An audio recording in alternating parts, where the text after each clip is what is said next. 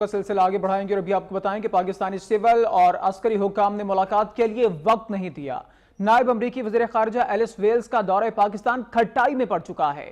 امریکی سفارت خانے کے مطابق نائب وزیر خارجہ کا دورہ پاکستانی حکومت کی درخواست پر ملتوی کیا گیا ہے۔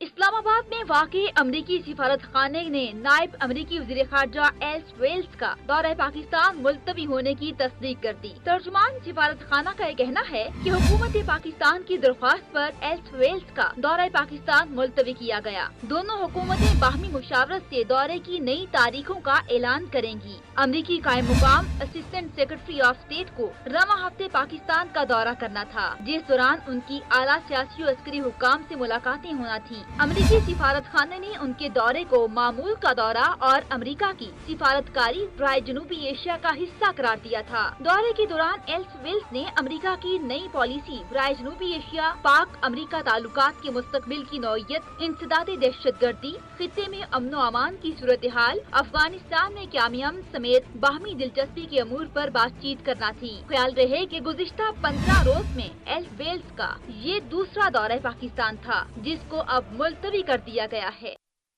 امریکہ